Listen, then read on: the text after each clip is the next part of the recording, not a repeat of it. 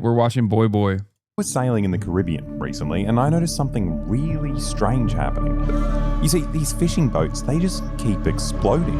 Look, you can see it here. If you look at the footage from the cameras of America's MQ-9 Reaper drones, you can see it right there. It's really weird. Like 200 fishermen have just spontaneously combusted so far. And what's even weirder is that the US Navy is here too, and they've been intercepting ships in the Caribbean that are trying to bring supplies to Cuba. So obviously I was very confused. So I decided the best way to work out what was going on is to... Okay, hold on. You yelled at me one time. It was my fault and I got sad and I didn't watch for 3 months, but I'm here. So that's crazy. When I yell at chatters, you quit for 3 months. That's wild. Yes. Oh my God. That makes me so sad. Tubbo, don't laugh at them. That's crazy. Now you're getting laughed at by Tubbo. I'm sorry. Yeah, you're being too mean sometimes. You know, get on a fishing boat and try to bring 30 tons of humanitarian aid to Cuba. Evacuate your engine room immediately.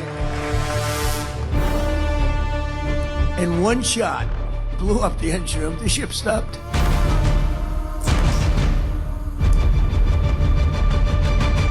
A very profitable business. Who would have thought we were doing that? We're like pirates.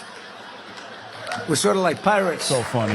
So funny, man. So you're probably thinking two things right now, right? Number one is that I'm obviously back at home, you know, filming the intro segment to this video. So I guess I didn't die or I didn't go to prison, but you actually have no idea where I'm filming this video from, do you? Like I could be doing it from a CIA black site, or maybe I'm filming it from hell, right? Maybe I'm dead, right? You actually have no idea. Cuba's like demographic control is such an interesting story because they kept importing white people as well because they wanted to strike a delicate balance on the island to make sure that there weren't more black people than white people. But then the white people that they kept bringing to the island were woke, and the white people then, you know, built the underlying anarchist movement on the island as well, and therefore led to the Cuban Revolution. Like some of the whites that they imported to the island because they were really scared, like the white business owners were really scared that there would be, you know, not a 50-50 split. And some of the white people that came up to the island were like, yeah, we're anarchists actually, or we're fucking trade unionists. What the fuck is this shit? This sucks. Yeah, Spanish anarchists. And then those guys were like, yo, we should actually organize with these folk and, you know, not allow this current system to continue. 100 years, until the Cubans got sick of being slaves on plantations, and I guess the Spanish got bed sores or something from sleeping on piles of bones all day. So the US actually stepped in and helped kick out the Spanish. But the main thing the Cubans got out of it was replacing a handful of Spanish plantation owners with a handful of Cuban and American plantation owners, and all their profits went to US companies instead of the King of Spain. And this system continued for the next 60 years, right? The Cuban countryside was a giant US sugarcane plantation. American companies controlled about 70% of the land, and the remainder of it was owned by just the 0.5% of rich Cubans. Illiteracy and malnutrition was through the roof, but in the cities, they had so much disposable food that they started using their spare grapes and bananas to make hats. And you can see them here dancing with these stupid hats for a bunch of guys with equally stupid names like Lucky, the Bug, Joe Bananas, not to be confused with Joe Diamonds, Joe Batters, Joe Fish, and Fat Joe, who were also there, and along with a guy called the Little Man and another guy also called the Little Man. You see, Havana, the capital of Cuba, was known as the Las Vegas of Latin America. And not just because it was the mecca for gambling and prostitution, but because it was run entirely by the US Mafia. Here's mob kingpin Maya Little Man Lansky hanging out in Havana with the US-backed Cuban dictator Fulgencio Batista. They're getting along really well because Batista let the mob buy up every hotel and casino in the city and pass laws that facilitated their money laundering and their narcotics and human trafficking. And, you know, the mob loved it. I mean, Meyer Lansky, OG Jewish Mafia, like he is one of the pivotal figures that backed the Batista regime, was the connective tissue between America and Batista. A lot of Italians as well. Not enough to give him a stupid nickname like Bobby Gabagool, but still, they made a crazy amount of money together. And any Cuban who got in the way of this racket was executed by the dictator's secret police. Or, if you're lucky, like Fidel Castro over here, they'll just torture you and then exile you to Mexico. Now, at the time, Batista didn't realize that this was the biggest fumble in history because Castro was about to grow a beard. And with a group of 82 other bearded Cubans and a bunch of guns, he decided to sail back to Cuba from Mexico in a tiny 12-person boat that was called... Very anti-Semitic to say there's a Jewish mafia. No, like back then there literally was. What do you mean? Remember, this is a time period where Jews were also outcast from regular society, which is kind of what you do when you're, when you're not allowed to participate in normal societal functions. Yeah. Irish mafia, Italian mafia, the Jewish mafia at the time. Grandma, which, I mean, look, I don't get it either, but they wanted to liberate Cuba from this corrupt dictatorship. Unfortunately, they were immediately ambushed by Batista's army and only 12 of them survived the landing and they fled to the mountains. Now, in any normal situation, this would be the end of the revolution, but the interesting thing about Batista is that literally every single person hated him. So for the next 3 years, these 12 bearded men became thousands of bearded men, and women too. And by 1959, they had defeated Batista, who, fled the country with 424 million. Yes, Castro's boat has the same name as Dragon's ship from One Piece. Remember, Oda knows. Grandma, same name for Dragon's ship, the revolutionaries in One Piece. Dollars he embezzled from his corrupt dictatorship. Fidel Castro became the leader of this new Cuban government, and let me tell you, he got to work immediately. Dude, I saw some photos that I hadn't seen from the initial landing with the beardos when they first came in with Grandma, and someone was saying that the Cuban Revolution would have taken days if not for the fact that they had to stop and take some of the greatest aura photos of all time, the aura farming photos. And they literally are insane. I've never seen a group of dudes that just have such unbelievable aura. They weren't trying. Like, they were not actively trying to farm aura. They just had it. Yeah. This is it. Oh my fucking God, dude. Ripping bogues in the fucking swampland. Literally like 70 of your homies perished in the process. And you're just ripping fat fucking lung darts. Look at the aura. Are you kidding me? Comrade. Nah, wait, you look tough. I'm taking a photo. Like, come on, bro. This shit looks like Red Dead. This shit looks like a snapshot from Red Dead. It's real life. The fuck? Was Kurosawa with them or something? I can see why you modeled your entire life image after this man. That's crazy to say. I cannot hold... I do not have the aura in my entire body that Fidel or Che holds in their fucking pinky, okay? That's crazy. You're an insane person for saying that. Yeah, I am unfit to shine their boots, as Hideo Kojima once famously said, or made Solid Snake say. Anyway. They skyrocketed to 7th in the world in literacy rates, eliminated poverty, brought electricity. What are your thoughts on Che, one of the greatest revolutionaries of all time, bar none? Literally fucking a lion of a man, straight up. There are very few people that have existed on this planet as incredible as Fidel Castro and Che Guevara.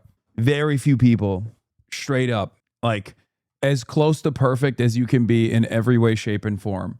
Obviously, no one is perfect. And there were plenty of imperfections, but what matters is recognizing and offering restitution for those wrongs and righting those wrongs. Literally, not even close. There's a reason, guys. A lot of people nowadays will say, "Oh, it's because he was hot that he was on every t-shirt." Like, I'm not kidding when I say this. Okay, no, that's not the reason. I mean, that's part of the reason, but the real reason why people all around the world fell in love with these people and found them to be iconic was because they were fucking incredible, okay? They were incredible. The entire countryside and established a system of free, universal healthcare, achieving lower infant mortality than the US and more doctors per capita than any country in the world. It's crazy. Like, some aspects of the revolution that, like, people will point to. Like, Fidel Castro's parents were wealthy, right? They owned farmland. They owned more farmland than the government allowed people to have as individuals. So Fidel made his parents also participate in the expropriation of farmland. Like, that's the type of shit that they were doing. Che Guevara would spend every fucking free moment that he had going and toiling the fucking fields. carrying bags of cement during the Reconstruction. Like, these guys lived for it every waking moment. I mean, Che Guevara spent the latter half of his life straight up liberating Africa. So, I mean, there's nothing. What more can you do? Easy what they did. I mean, you have 9/11 first responders traveling to Cuba so they can get treatments they can't access in the US. This one test that they recommended I take is about $5,000 to $7,000. I have no medical coverage, so I can't go for the last part of the test. No se preocupe que todo eso va a ser estudiado. But that's actually someone else's documentary, and you're watching my one right now, so just don't worry about that video. Now, in order to do all this cool stuff, the new Cuban government had to make a lot of enemies, right? So a big part of eliminating poverty is getting rid of Cuba's colonial plantation system, which means... I would go so far as say Cuba and the Cuban Revolution in general was not only so beautiful and so perfect that, like, it literally, like, the revolutionary spirit is still carried by especially a lot of the older Cubans, at least from my experience. But like, they have nothing. Like, they've been forced into abject poverty, and yet they still try to help other people out to the best of their abilities. One of the greatest examples of how much American propaganda can unironically warp the brains of an entire generation. Because, like, can't wait to see this clipped on Fox News later. I mean, I don't care. You know my position on this stuff. Taking the land back from the 0.5% of the population that owned it and distributing it to the farmers who actually worked and lived on the land.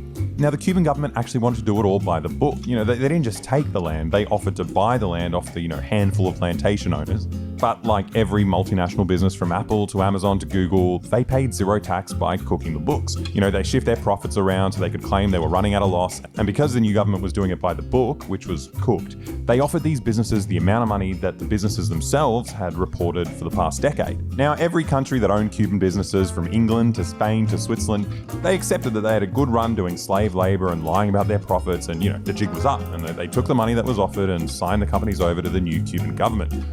Well, no, every single country except for the US did that. So all these Cuban plantation owners and oligarchs moved to the US, expecting that Uncle Sam would quickly... Even in Iran, people don't understand the Cuban Revolution and curse Castro. What the fuck? That's crazy. They literally designed a COVID vaccine together.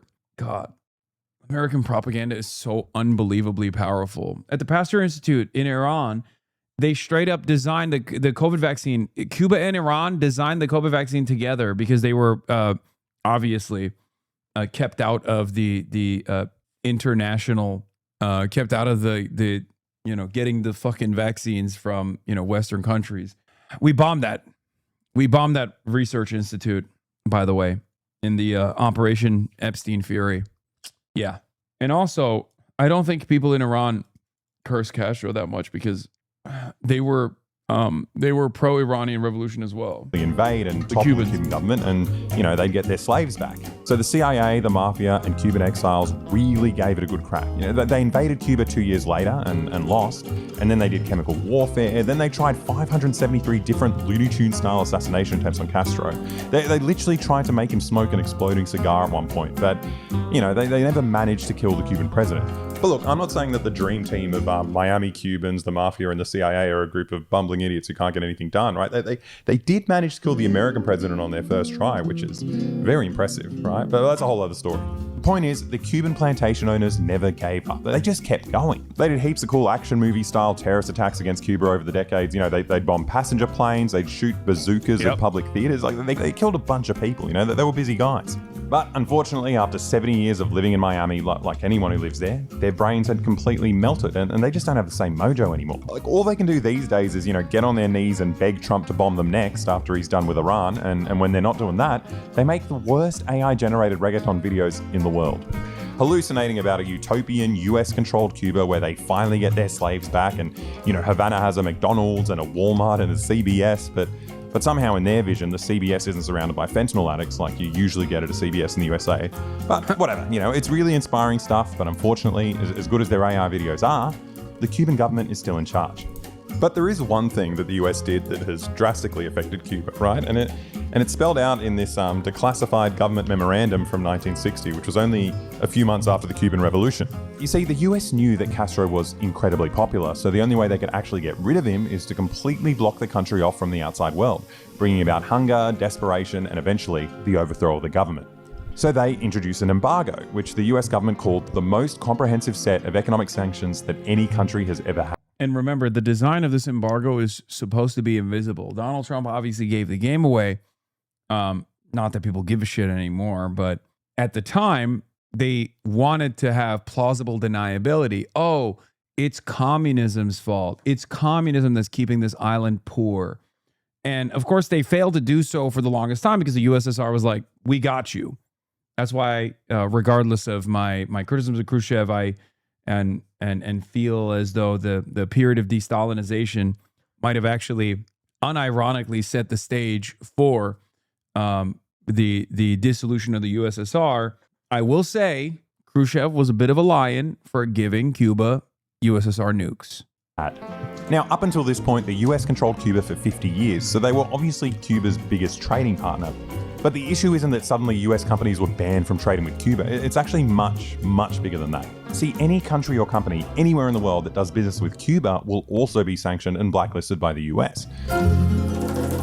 So let's say the CEO of a foreign company is completely insane and says, like, fuck it. Like, I really don't mind getting blacklisted and locked out of the global market. I just really, really want to sell this cancer medicine to Cuba for some reason. And even in that like super rare scenario, the US... This is part of the reason why I say like we are the prototype for Israel. Because that's like Israel behavior, right? Many of you have grown up to learn that this kind of comical evil behavior is one that only Israel does. No, we've been doing it too. And in many respects, we've been allowing Israel to do this kind of shit to other countries. Okay? Obviously, he's using like an edge case that's like, kind of funny and devastating, dark, but funny to really show you the lengths that America went to and still goes to make sure that Cubans suffer all the fucking time. But, as I've also described in great detail with the interviews that I conducted with doctors and nurses and regular Cuban citizens, like this extends to every aspect of Cuban existence. Jamaica, Cuban doctors make up 70% of all of the rural healthcare, which now get zero healthcare because Marco Rubio forced the Jamaican country to purge the Cuban doctors. There would basically be no doctors left in Haiti. It's crazy. Somehow the Cubans managed to do all this impossible stuff for almost 70 years, but that brings us to the year of the fire horse, 2026. Now, one of the only countries that's ever been brave enough to, sell oil to Cuba has been Venezuela because, they're already sanctioned to shit, so, what more could the US government do, right? Well, it turns out the US government can actually do a lot more, right? Especially now the government's been, supercharged with the insatiable aura of the pedophile. In January, in the middle of the night, the US military flew in, bombed the country, killed a bunch of people, and... There are a shit ton of Cuban doctors in Italy. Yeah, Italy was one of the countries that told America to fuck off. Run by a fascist, by the way. Even Maloney was like, suck my dick. When Marco Rubio was like, you have to pull the Cuban doctors, no more Cuban healthcare. And Italy was like, no. Of course, they still got away with it in places like Jamaica that America obviously can dominate with ease. Kidnapped the president of Venezuela, Nicolas Maduro.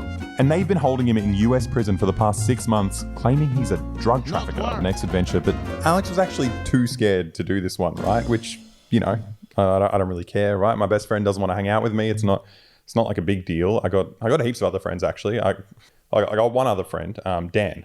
Let me tell you, me and Dan, we go way back. We're talk about friends. He's probably my best friend ever, actually, now that I think about it. It's always just been just me and Dan against the world, and no one else matters as far as I'm concerned.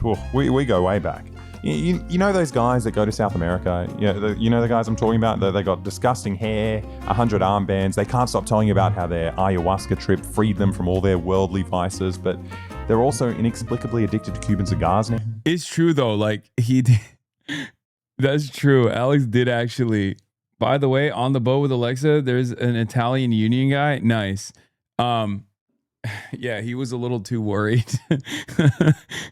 How is this guy more badass than you? No Hassan mentioned. Well, considering that to be fair, I facilitated, but also we didn't even get to see one another because I flew out before he could get to Cuba because their travel got pushed back a little bit. I was actually very excited to see him in Cuba, but then unfortunately their travel got pushed back. Yeah. Well, that was me and Dan 14 years ago. We went to Cuba together back then and did everything you'd expect us to do. And look, obviously that was a long time ago and we've both changed a lot since then, right? We both got haircuts. So Dan and I were all packed and ready to fly to Mexico and to try and sail this boat through the US blockade. Oh, also the other reason why they couldn't come on with us was because they couldn't come to America. Yeah. They obviously they were, yeah. Thank you, Donald Trump. What we didn't realize is that since we decided to go the dangerous route by boat instead of, flying all our aid in like everybody else, this trip would essentially be a never-ending cascade of bad news. And we received our first dose of it as soon as we arrived at the airport. We got a message from the organizers. Apparently there's some fucking, cyclone. Yeah, so essentially, we're going to be delayed by 3-4 days, and we don't even know. I'm scared of the US invading Cuba. Yeah. The longer we wait, Yeah, the more likely we're going to be there for when that happens. Everyone else just flying in, hey? Yeah. Every smart person. Yeah. Every important person. Also, I'm scared of getting bombed by the US. You son of a bitch. He was supposed to fly too. It's not my fault that the American government would not issue a visa. Is Boy Boy and I Did a Thing banned? No, they're not. They just did not think that they would be able to secure a visa in time. And it's just now we're taking the slowest boat possible. We're going to spend a month in that little channel just begging them to intervene. If we were fast enough, it's we've got a day. We've got a day in which it can happen. That's it's not a lot of time for them, for the Navy to make decisions, But now they're going to be like, oh, do you want to do it today? They say nah. And then 3 days later they check in, they're like, they might change their mind. Who's our captain anyway? I don't know. You have no idea. He could be a fucking psycho. He could be, It probably is. He could be Lieutenant Dan. But who is this guy who's just... He's like, yeah, I'd love to sail. I'd love to go take get bombed, I'd love to take YouTubers on a dangerous trip to here. No What migrants. the fuck is that? Yeah, that's weather. Trust him as my captain. The stupid windy piece of shit. I was really scared of the cyclone and the delays, but there was another coincidental issue that made me really scared of being in Cancun specifically and waiting for the weather to clear up. Look, we actually timed it perfectly for the peak of spring break. Oh, dude, I got hit with this too. Oh, I got hit with this bullshit too on the way back. From Cuba, I didn't want to enter the country through Miami because, Customs and Border Control, Miami. I'm not trying to do that.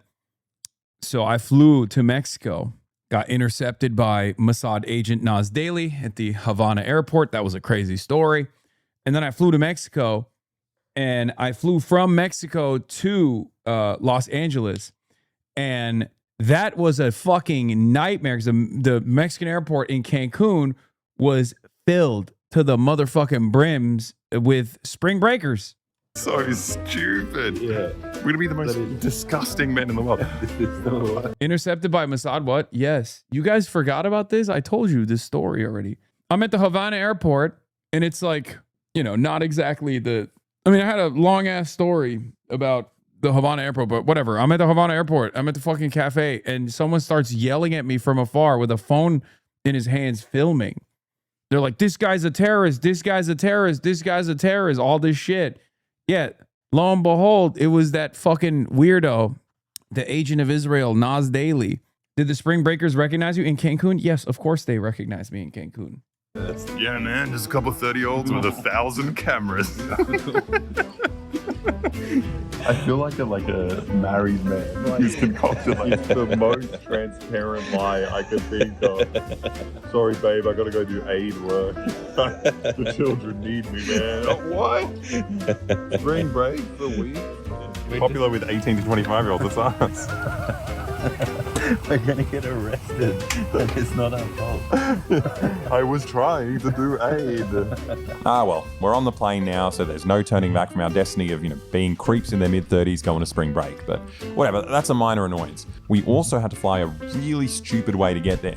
Since the US has this tendency of, arresting and deporting people who they don't like, even if they're just doing a layover and, not actually entering the US, we had to fly all the way up to Canada and then fly back down to Mexico. How That's crazy. I didn't even think about that. I thought there was a direct flight to Mexico. I didn't even realize they had to go to Canada first. Yeah. Breaking, Democratic Socialists of America surpassed 120,000 members, making it the largest socialist organization in American history. The former title belonged to Eugene Debs' Socialist Party in 1912. It is now a better time to be socialist in America than ever before. You're nothing more than a domestic terrorist group. Your house on socialism. Your politician's house on socialism. America needs to deport every single one of you. 120,000 nutcase out of 330 million people is a drop in the bucket. I have no doubt most of your members are foreigners. The bottom line for Democrats is they failed America or they wouldn't be relying on the Socialist Party to save it. Democrats have no leader, just Trump derangement syndrome. The reasons you're as an organization, not a party like Eugene Debs, is that you lack the balls to stop voting blue no matter who. Demon rats and Republitards are two faces of the same imperialist coin. How many of those members are actual Native Americans? Your family bet on capitalism. Your family bet on socialism. Not think about this. I was just like, it's only 5 hours from Cancun. Oh, spring break. So we just sat in the warmest diner we could find near the airport for like 13 hours. And then it was time to fly over to the climate that we actually packed clothes for. Tenemos que practicar español. Claro. Tengo una idea. Sí, Todo el vuelto, el vuelo, solo hablamos en español. Bueno, para practicar. Sí. claro. Si no sabemos cómo se dice algo, tenemos que decirlo en inglés con un acento en español. Yo tengo miedo de las bombas americanas.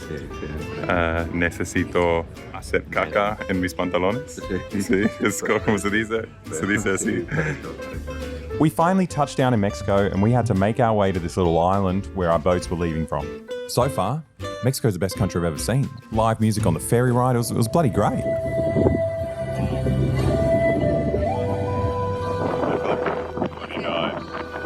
This is the kind of thing that happens. Also, think about it this way. Like, could you imagine me having to do this? This would be fucking ridiculous. Okay. So shout out to Progressive International for actually, because I was initially, this was the plan. We were all going to fly down to Mexico and we were all going to take boats to Cuba. Okay. That would have been insane. It would have been impossible. No shot. You will have internet. No, that wasn't a problem. We had already figured that shit out, but it's not, I mean, it was, you don't even want to go on a luxury cruise ship. No, it's not because I'm afraid of the water. I don't give a shit about that. It's like the Lord of the Rings, the final scene when they go to the Elvish heaven.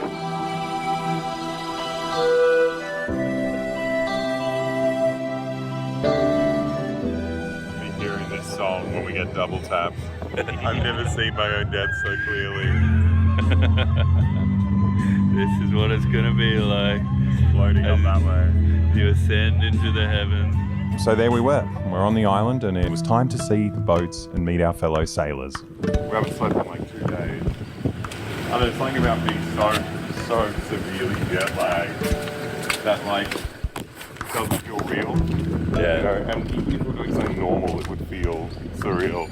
We're also doing something insane. So we found the place and it turns out our boats were just on the other side of this mangrove. Now I went in there without filming because I didn't want to ruin my first impression by being, an annoying YouTuber and sticking a camera in people's faces. But it turns out their first impression of me was actually much, much worse than any of that, right? Like what happened next is probably the most embarrassing thing I've ever put on the internet. And in my defense, I was very sleep deprived, like super sleep deprived, but I don't even know why I'm making excuses, right? You're going to see it anyway. But I essentially ran away from them, right? I shat my pants and I just ran away. Like I was only there for like 2 minutes and I met them and I said, hi, my name is Alexa. And these are like serious activists that were on the previous flotilla to Gaza.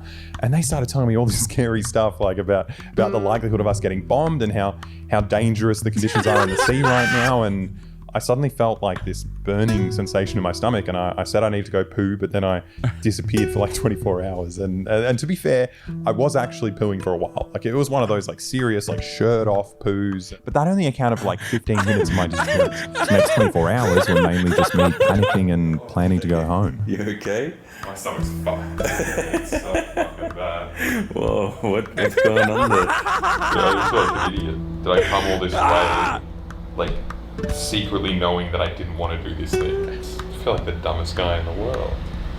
Like, what did I think it was going to look like? What could it possibly have looked like that wasn't this confronting? And now I'm fucking embarrassed, because, like, why did I disappear? I was like there for 2 seconds. like, what are your options? I mean, I don't think you can really go home. One of my favorite times with the streamers when they live with you. Please have them back. Dude, I can't. I talked about this yesterday. Usually on the 4th of July, before Trump, okay, they would come over and stay with me for like 2 months. It was the best.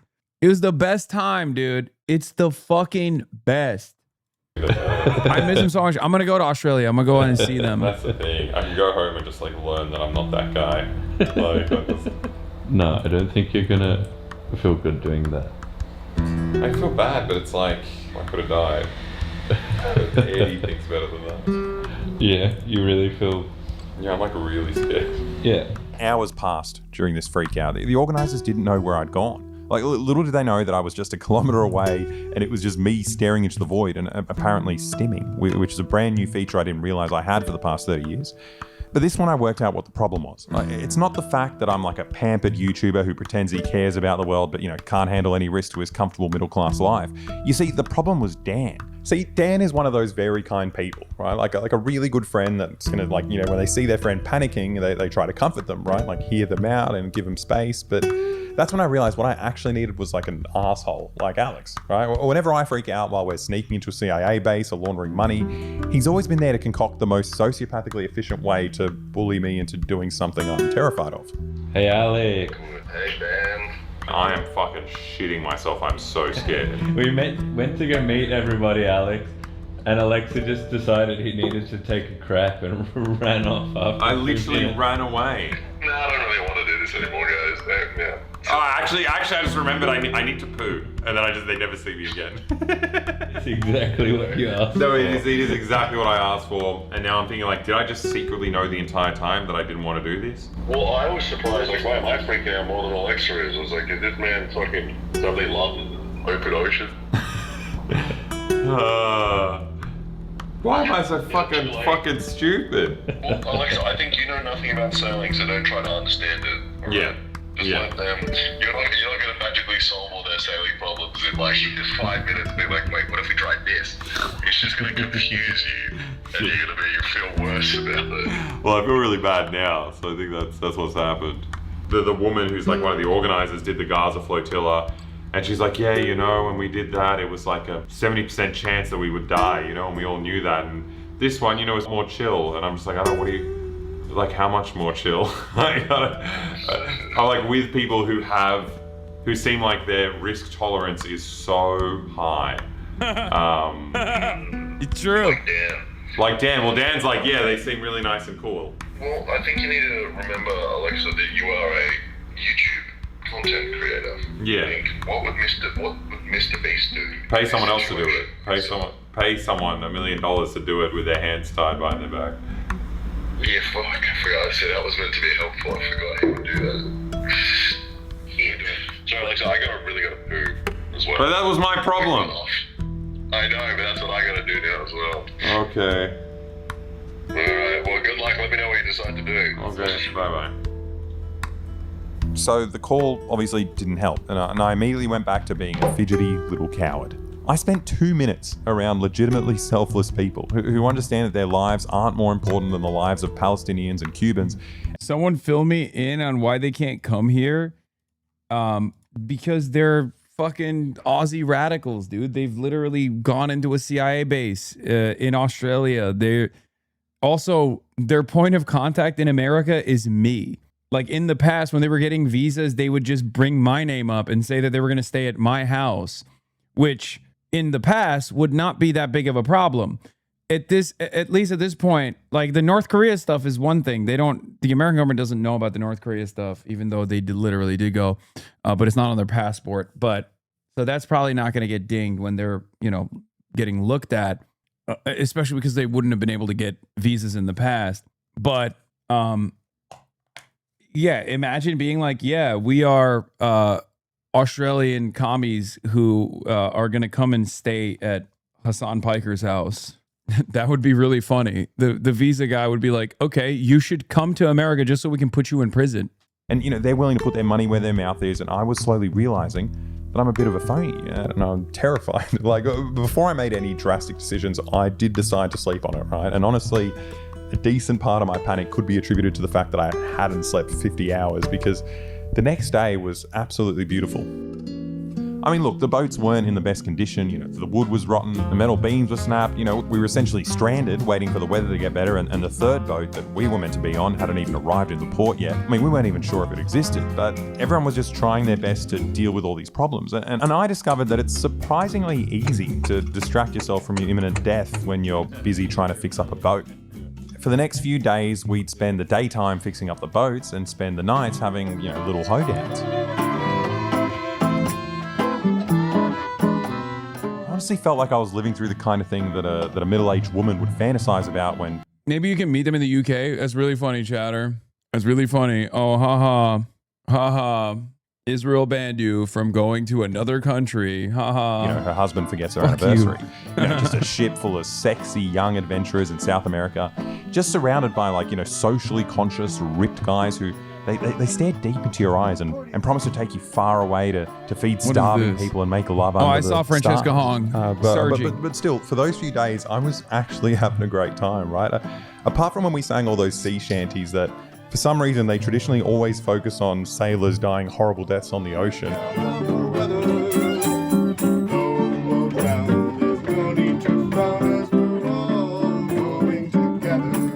But I did learn a lot about boat maintenance, and I met a lot of cool people. Which reminds me, I promised Jorge I'd plug his homemade chairs in this video. So if you're ever in Isla Mujeres and you need a really good chair, go find Jorge. He's got you covered.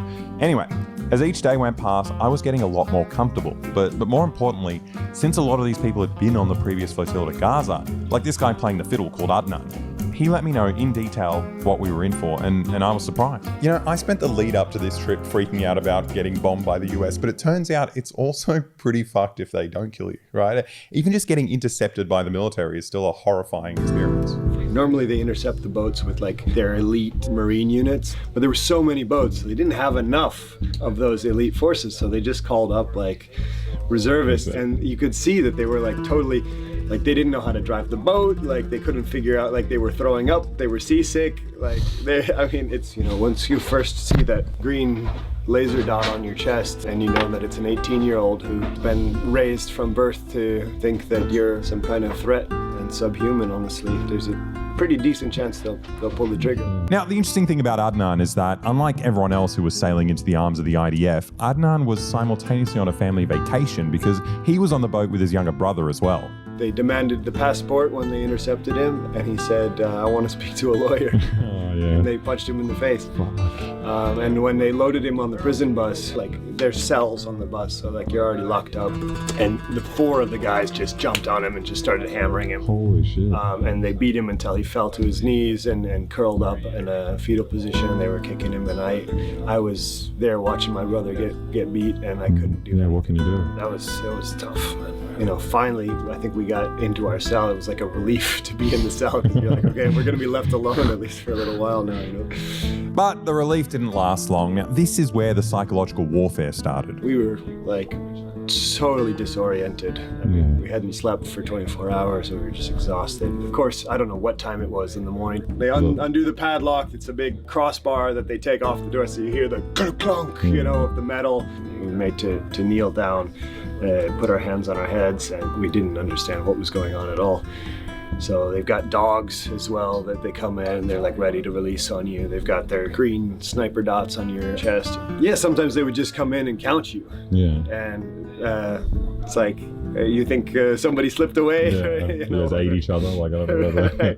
No, I wanted to move to the next cell. I just tunneled through the wall. I don't know what the hell.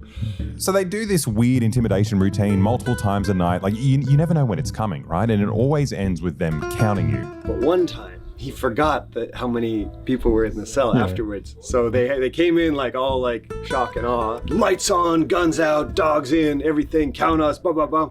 And then he forgot, so after we were all getting back in bed, he came back and meekly poked his head through the bars of the cage, and it's That's ridiculous. And it was so funny to me, why don't you just do that in the first place? Yeah. Obviously, it's because you want to terrorize. Intimidation, yeah. I mean, look, it's a horrifying experience, but these activists are just constantly willing to put their lives on the line, like again and again for a good cause. And it makes sense why they do it, right? When you're fighting against the most powerful countries in the world and you're just a regular civilian, the flotillas are actually a really clever tactic. Like Cuba and Gaza, right? A group of people are being starved by military blockade, but the countries that are doing it are put in an impossible position when the flotilla arrives, right?